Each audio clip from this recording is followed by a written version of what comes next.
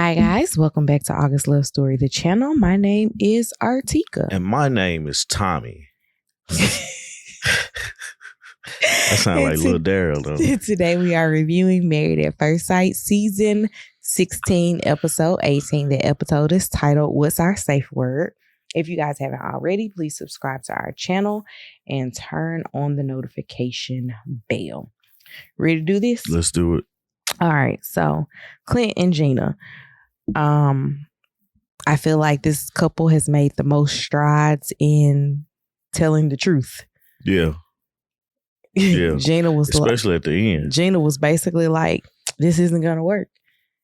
I gave this game all I could give. Show some love. Kept it real. So Clint hangs out with the person in the marriage that he is the coolest with, which is Hank. They went and got some coffee. He met up with McKinley at the gym. We do find out later on, I think it was the previews for next week's episode, that McKinley is trying to holler at Gina. Cause he like, ain't going nowhere with y'all. Yeah, cause he met her. I mean, not met her, but met up with Clint. And was in his confessional, he's like, Mac was like, yeah, I think she's cute. I think she thinks I'm cute. And I wish I would have got matched up with her. I was like, man, you hater. You think that's hating? I think so, man. I think if he didn't tell Clint that, he's in the wrong. And then wait until they're done. And that's what I feel like, that's not what's going on there. He's not waiting. He's like, I'm finna shoot my shot now. They ain't gonna work out. Well, definitely they not gonna work out if she got somebody else whispering in her ear that's not looking. They weren't gonna work out regardless. I'm just saying, it's like all bets are off. Mm-hmm.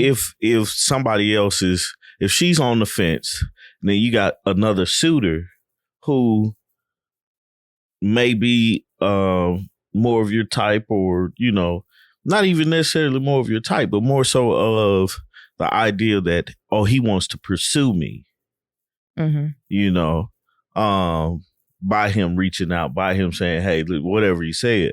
This didn't work out with Zach and Bao. This ain't gonna work out here either. I mean, like, I don't know, because like they ain't told us anything, but just him saying that. No, I'm saying him trying to holler. Yeah. Not gonna work out. Him trying to holler at Gina while they're still married and Clint sitting up here like, hey, I've been trying, I'm working on this, I'm trying, and I don't know. Clint is still saying, being hopeful. And I think Clint's I don't know is no, but he's still being hopeful at that point. And Max in the confessional in the back of his mind, well, I'm gonna reach out to her and try to holler at her. Married at First Sight has told them to tell us, the viewing public, that they are hopeful until the end. Yeah. And every couple that we're like, yeah, they gonna work out, they tell them to put doubt in our minds until the end. Mm-hmm. Like every season. Yeah, I know it. But I just don't like that, man. It doesn't make sense, because like I remember being the most upset about it with like Woody and Amani. Yeah. Like, you think in the last episode you gonna be able to tell me that they just all of a sudden got something happen and they just can't work through it? Shut up. Right. Get out of my face. They've been working through stuff this whole time. As Phaedra said, go away from me with this Apollo. Jasmine and Gina went pole dancing. I was like, this was for Jasmine. She just needed somebody to go with her to make it not awkward. Yeah. I was gonna say they ain't have nothing to do with Gina and Clint. I just wanted to make sure I mentioned that she was there. Gina took Clint to go get a professional haircut. It just took a couple of inches off. I don't feel like it really changed. I feel like they took his aesthetic. They took enough hair off of him to where he couldn't put his hair in a ponytail anymore. Right. I was like, that doesn't change his aesthetic. Yeah, if you was gonna do that, you should just lined him up and washed his hair and called it a day. He said it's been 8 years since he had gotten a professional haircut. And I'm like, it's still been 8 years since you got a professional haircut. Man, it's been since 2005. I went to a barbershop. I understand why the barbershops back in Knoxville. Yeah. I seen a left dude much to be desired. Cut my friend's hair and his line was like this. I was like, I can do that for free. They was stuck in 1994. I was like, yep. Their Let me go buy. set. I went to the Walgreens on the strip, bought me some Conair clippers, and it wasn't even like the fancy ones. Yeah, it was just some basic Conair clippers. I think it spent like maybe $12. $12? And figured out how to cut my hair, man. That's a skill set that my mother had with my brother that I hope to never have to have. Yeah. I don't want to have to cut Quad's hair. But the crazy part about it is, and I know we're off topic, but the crazy part about it is that I want Quad to experience the barbershop, because before I went to college, I used to just go to the barbershop, and that was some of the best times for me. You know, I learned a lot, talked to a lot of people, met a lot of people that stayed in the neighborhood that I didn't know stayed in the neighborhood. We just happened to have the same barber, you know. Yeah. I was like a quiet person in there, but I always observed and, you know, and stuff like that. So I'm gonna be sad to see his little baby bun go. Little baby bun. That's too funny. Well, yeah. Anywho, Pastor Cal and Dr. Pepper came by and was like, we're 3 to 4 days out. Let's talk about accountability and responsibilities. And basically, they ain't did nothing that either one of these experts asked them to do. Yeah, Dr. Pepper was like, what was the point?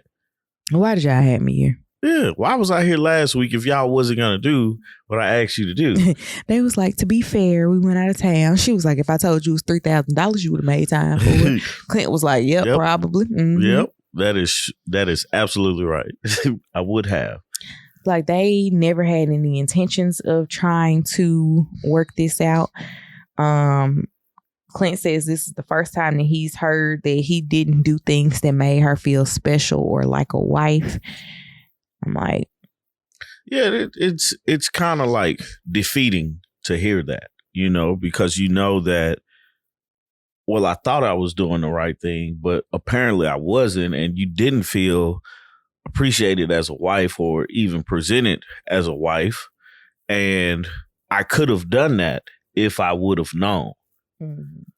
Now it's a sense of little too late. We got 4 days, 3 days left, and you don't got anything to say until now. Like, girl, you weren't trying to do this. Like that's the thing that let me know that she wasn't trying throughout the process, because it's like, you had 8 weeks together. Mm-hmm. 2.5 of those weeks, well, 1 week of it was you not wanting to be there with him. Mm-hmm. Then you decide to be there. But in that decision, I think you decided that this wasn't going to work and you're just going to give the bare minimum. Mm-hmm. And when he saw that you gave the bare minimum, he's trying this, he's trying that, and you become friends. And now you don't want to come out of the friend zone because for whatever reason. So I just think that's unfair to Clint. Mm-hmm. And I don't like that. I agree. You got anything else for them? Nah. All right. So let's go to the other side of the stripper pole. Eris and Jasmine. So they get back from the retreat, and okay, let's start off by saying everybody having these forced post-retreat conversations, where they have to talk about what it would look like, what they need to stay together. Yeah. So it was like the most unnatural conversations to have. Because, you know, if we went to a couples retreat, when we get back home and get ready to go to bed, oh, that was fun. I think so and so and this. We wouldn't have to talk about it in the bed because we would have talked about it on the drive back home. But when we get to the bed, it would be, let me remind you of something funny that happened before we go to sleep, or something along those lines. But we wouldn't be talking about, I need you to continue to speak up. Right. I would have said that plenty of times for you to get the message. And he tells her, okay, continue speaking up. She says, continue to make a safe space. They go, Gina and Jasmine went pole dancing. Eris showed up and made it rain. Yeah. I was about to say, what do they call it? Making it rain. Made it rain. I was like, so he knew she was taking this class and he just happened to show up with the ones. They grabbed their box of touch items because they're finally open to touching each other after they had a hug or... Yeah. That's where that stuff came from? The little feather? I didn't know they had it. You remember when Clint and Gina... Yeah, I remember that part. It's the same box. Yeah. Not the same box, but... Yeah, right. Same box. I got you. He rubbed her feet blindfolded, and I was like, y'all should not have zoomed that camera in on her feet. And I'm not saying that her feet were ugly. I'm saying that her feet was ashy. Her feet look like mine. On the ash part. It's like something about lotion, man. I gotta change my lotion. But anyway. My elbows be ash. I be like, how did this happen? I put lotion on. Rubbing up to get stuff like this. Yeah. She used a massager on his back. Afterwards, he asked to be smacked, and she was like, okay. And then he wanted to be like dominated. Smack me hard. Like, and I was like, don't you put your hands on me, man. I was like, I don't need to be in this room. Don't put your hands on me. I do not need to be in this room. Right. This is a private moment. Right. And I think that you all need to tell the cameraman that he can leave. Thank you. But that's what, I don't know. It's just weird and, you know. Last but not least, they go to a psychic reading and they say that Eris wishes Jasmine well and he's a man of his word. And then Eris reading had nothing to do with Jasmine that I remember. It was like, there's a lady in the room feeding you. Who is that? He was like, my great grandma. I think that's the part I woke up on. And I was like, what are we doing here, guys? Yes, for the first 30 minutes. I take naps during. For the first 30 minutes, Tommy was not there at all. I be trying though, guys. Like, but I try to watch it late when the kids are like winding down and stuff. And that winds me down. And next thing you know, what happened? Rewind a little bit. Let me go back and watch this. No, but I found that to be interesting that they went to a card reading, and I joke about it. I was like, "This is Miss Cleo." Me and your cousin had a Y'all date. did that? No, we had a date to do it, and we never went. I think she ended up going. But she had bought it on Groupon. She wanted me to go with her. That's hilarious. So it would be like less weird. Yeah. In there by herself. Yeah. And I was like, I don't know anything about your childhood if they bring it up. I can't be like, yep, that's your grandma. Right. Because I don't know any of these people. No, but I just find that interesting. And I always think because it's on TV that they tell the people the stories. And so they make up something. You want to go to one? I don't. I'm not interested. Okay. That's a waste of money for me. Find it on Groupon. It'd be like $10. Yeah, $10 that could be spent somewhere else. We waste $10 a whole bunch of other ways. It'd be for content. Anywho, you got anything else for them? Nah. Let me move to... Man, we're moving fast. This episode moved too slow for the amount of things that happened. Oh, it was a lot of stuff happened in 20 minutes. And none of it was pertinent to anything that we cared about. Go ahead. Nicole and Chris. So they started out having a conversation in the closet. They were talking about what couples have made the biggest strides. They were like, it's between Jasmine and Eris and Kirsten and Shaq. And then Nicole was like, I don't like that we leave ourselves out of the conversation. I was like, you would not put yourself in the conversation when you're talking about other people. Yeah, you wouldn't Nicole. Be like, we made the biggest stride. But you talking about the other couples. Unless it's a race. And it ain't. Nah. So they discussed previously having a code word for when. Excuse me. They discussed using a code word for when. Hold that in, could you? For when Nicole is doing too much, and the code word is pineapples. Mm-hmm. And Chris was like, "We don't need a code word. I should be able to just look at you and be like, hey, stop." Yeah. I shouldn't have to be like, pineapples. He didn't say that, but that's the gist of what he said. I mean, like, he didn't do the screaming of pineapples. Yeah. He was like, you should just understand that you're being too much and you need to stop. Well, she doesn't, so. But he was like, his look should confirm that he shouldn't have to use a code word. Sometimes you just got to do what you got to do.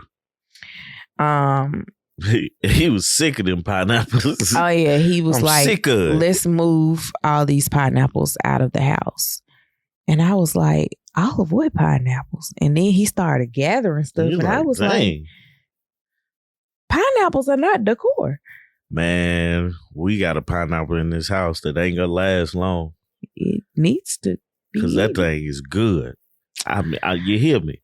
It was only 4 pineapples in that store, which is strange for a wholesaling place. But the cool part about it is we discovered how to tell when a pineapple, you smell the bottom of a pineapple. And if it smells, you can pull the leaves, and if they just come out, it's ready. But if you smell the bottom of it and can smell the pineapple, it's ready. Mm-hmm. I don't know who taught you that. I don't know. I think it was either. somebody in Jamaica. Nah, I think I saw it on YouTube. I was trying to figure out how to cut it. Maybe. I don't know. Somebody taught you, though. And we got that pineapple coral. Oh, my God. That new one is nice. The new one is nice. That changed my life. Anywho, code word. Pineapples. It was a lot of them. She was like, no, don't get rid of the dog's toys. He was like, how about we take this back to my house? That was code for, I'm going to throw this away. Yeah. I'm going to say they tore it up. Yep. And it's going to get thrown away. But she was cool with that, so that's growth. Oh, excuse me. Nicole, no, not Nicole. Chris went to go look at, I don't know why I said Nicole goes to look at cars with his life coach brother, but it was Chris's life coach brother that Chris was going to look at cars with. They sat down, had their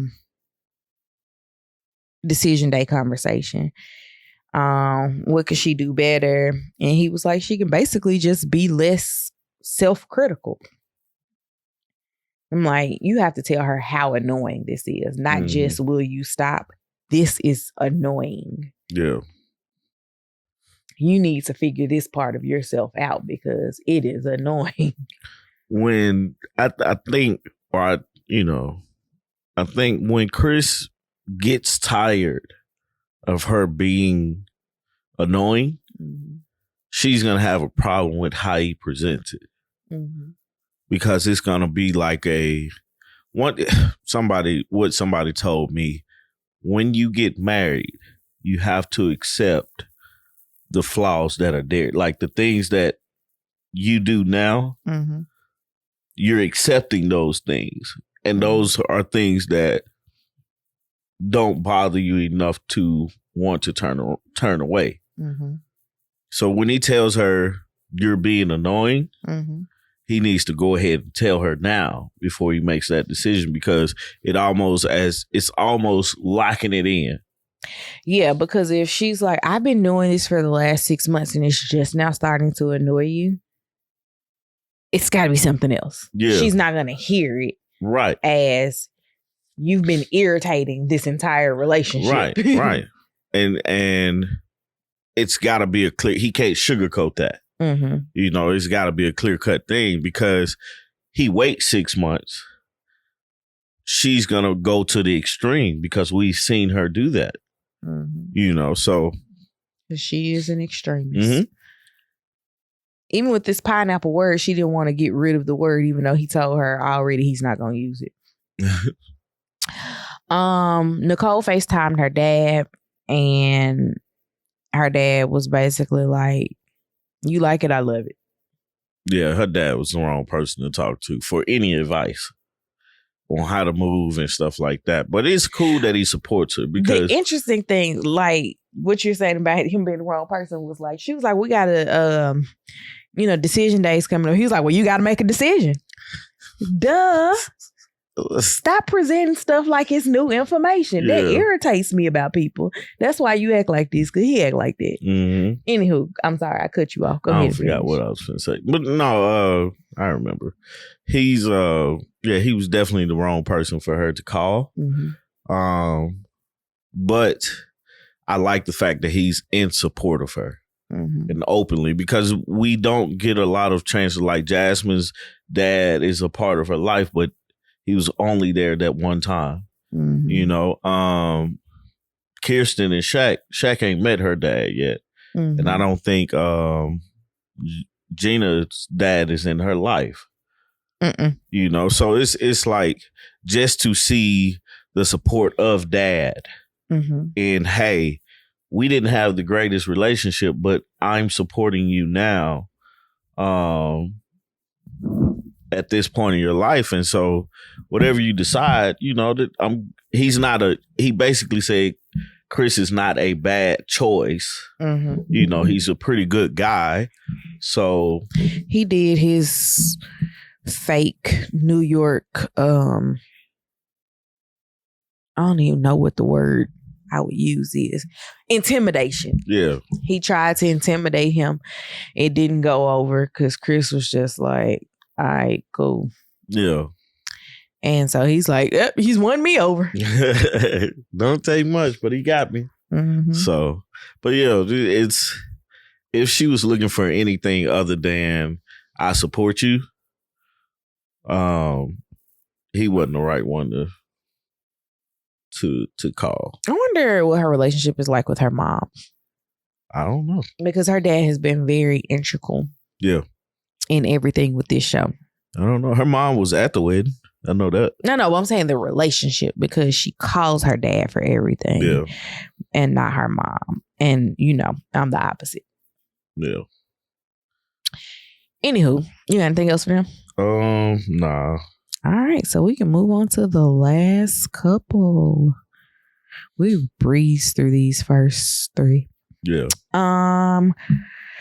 Kirsten met up with her brother and tells him that she does not feel 100% emotional connection is there and that they aren't communicating well. She wants to have something at her house and she still isn't letting Shaq meet their dad. Her brother referred to their dad as the judge. And I was like, I'm confused. Like, you put him up on this pedestal. What? Like, I don't know. When she was talking to her brother and he was like, Dad's like the judge, I was like, well, what's your opinion of him? Mm-hmm. You know, or the dynamic between the family members. Is this a facade that she's been playing, that we're family oriented, but you're not? Because, and that's okay, you know, because a lot of people go through, like, families are different. You also have, like, somebody passes away in the family, it changes the dynamic. Right. Because if we all were meeting at grandmama's house and grandmama's no longer here, okay, well, where do we meet up? Right. Nobody takes on that position. Families kind of like separate. Exactly. And so it's like, if they have a relationship, I'm just talking about her and her brother at this point. If her and her brother have a relationship that he has his thing and she has her thing, then I get that, you know, but tell Shaq that's what it is. Like, we really don't hang out with each other. This is my brother, you know, blase, blase, blase, and keep it pushing. Because that conversation, it was like, well, dog, do she not talk to him? You know, how often do she talk to her brother? Like, is this something, has he talked to Shaq? You know, because I would think if Shaq hasn't met her dad, surely Shaq has talked to her brother. and built some type of relationship with her brother, because essentially that's his brother. Like for us, your sister is baby sis to me. Your brother is bro. Both of them. You know, the oldest one, big bro. You know, so it's weird that you and Artie are. Yeah, I'm older than him though. So but I'm saying he'd be like, "This is my brother, big brother." That's how it goes.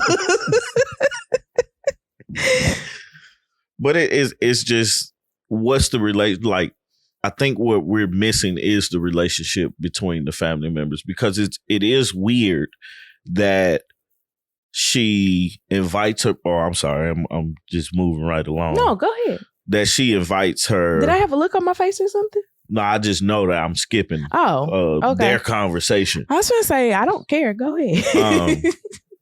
It's weird that when she invites her family, her brother, her mom, and somebody else was supposed to come. Right? Just her brother and her mom. Was just going to be the four of them. Like, it's just her and her brother, right? I thought there were 3 siblings. I thought it was too.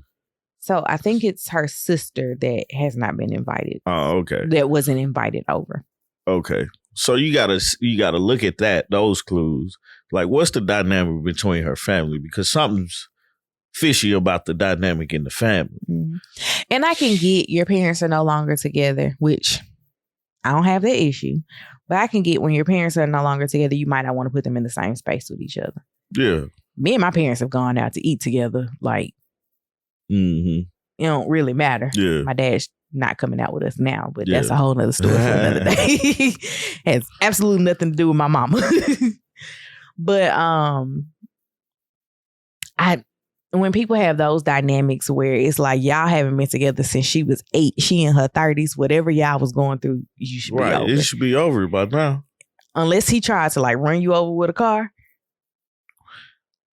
But it's like, for me, her mom came and they made it a point to notice how long it took for Shaq to go down and come back up with her mom. And I was like, what was that all about? Because she was sitting like, oh, I'm hungry. I don't want to get hangry in here. And it was like, it's been 8 minutes. No, it was 15 when they came back up. Yeah. I was like, what took them so long? I'm going to assume she had never been there and parked in the wrong place. And Possibly. He had to go find her. Yeah. Drive around, because living in an apartment complex, it's difficult to find parking. Yeah. And so if he walked a good minute to go find her, and then they had to get in the car, go up here, make a left, turn around, it could take a minute. But man, it's just, or she wasn't there when she said she was. Right. That's what I was thinking. Like, she said she was outside, but still at the red light down the street. Like 3 lights down. And all of them turn red. I just don't, it's something with her family dynamic that she's been hiding this whole time. And it's weird that she hadn't talked to Shaq about it. Because like you said, when we was watching it, if the case was they don't want to be on TV because, that's what I was thinking. It was like, well, maybe they just don't want to be on TV like that. And you find somebody supplemental like Gina. We have not met Gina's family at all. Gina found supplemental people. It is what it is. Yeah. And if there's an embarrassment issue, you pick and choose which family members. Tommy and I had that perfect conversation. Like, we both could name family members of ours and each other's. Yeah. There was like, if there was a television crew filming, they're not invited. Yeah. Right. And it's not even an embarrassing factor for you, the person, because I don't secondhand embarrass easily. But that there's people that like will make the whole thing about them. That will be disruptive to filming and stuff like that. And so you don't include those people for stuff like that. But I know during their argument, something that stuck out to me, or discussion, because they didn't argue, was he was like, I'm starting to feel like you're trying to keep them away from me. And she was like, well, it's not that anymore. And I'm like, so it was? Tell him that. Like, use those words. In the beginning, I was not sure, so I was not bringing my family around. Now I'm like, we cool, but you still can't meet my dad. Say that in those words. Because you saying, well, now it's scheduling issues, but it wasn't at first. Mm-hmm. Shows you lied to me. Yeah. Don't be a liar. And the issue with that whole part is Shaq has been asking about family this whole time. Mm-hmm.